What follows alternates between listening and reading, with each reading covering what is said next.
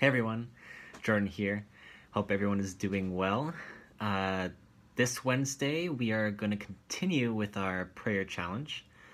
Today we are going to focus our prayer on love.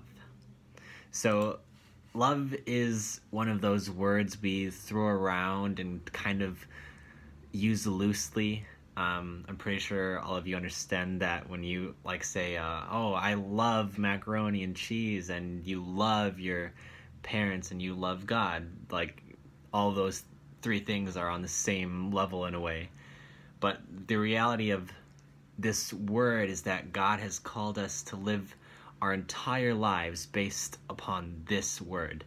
So we are called to love our Lord, our God, with all our hearts, but also to love our neighbors. So how can we love people who are hard to love? They drive you crazy and they don't listen, but Jesus loved those who killed him. So we can love our neighbors and the people we are quarantined with, your siblings and your family. You may think it may be hard to love them in this time, but we're called to love them too. A verse that we can look at for this word, if you look in 1 John 4:19, it says, "We love each other because he loved us first." And that's speaking of God loving us first. And then in 1 Corinthians 13, verses 4 through 8, if you look up there, and I encourage you to look up this one especially. So 1 Corinthians 13, 4 through 8. Many of you probably have heard this a lot, maybe at like a wedding or something, or it's used widely around. And it says, love is patient, love is kind, it does not envy, it does not boast, it is not proud, it does not dishonor others, it is not self-seeking, it is not easily angered, it keeps no record of wrongs. Love does not delight in evil, but rejoices with the truth. It always protects, always trusts, always hopes, and always perseveres. Love never fails.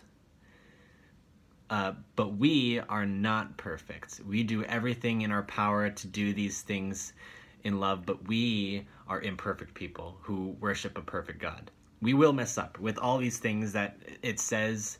We will mess up.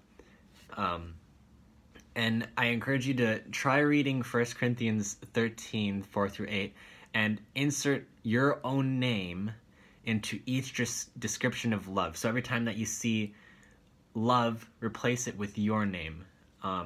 If I were to do it, it would sound like, Jordan is patient, Jordan is kind, Jordan does not envy, Jordan does not boast, Jordan is not proud, Jordan does not dishonor others, Jordan is not self-seeking, Jordan is not easily angered, Jordan keeps no record of wrongs, Jordan does not delight in evil, but Jordan rejoices with the truth, Jordan always protects, Jordan always trusts, always hopes, always perseveres, Jordan never fails.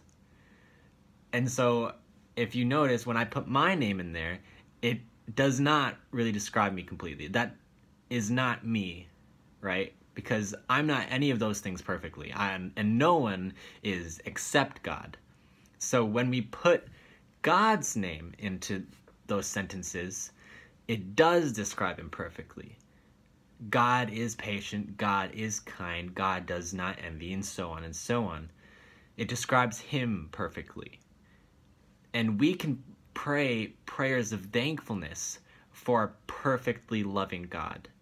And we can pray prayers asking that we become more like this passage. Because our God is love, and that's the God that we're praying to, and that I encourage you to pray to today, and with this emphasis of love. And so 3 things that I would encourage you and challenge you to pray for today is for God to give you the heart to love others as he loves you. So that's number 1. Number 2, for you to feel the love that God has for you. And 3, that you can allow God to show you how to do both of these things to show your love for him. So 1, pray for God to give you the heart to love others as he loves you. 2, for you to feel the love that God has for you. And 3, that you can allow God to show you how to do both of these things to show your love for him.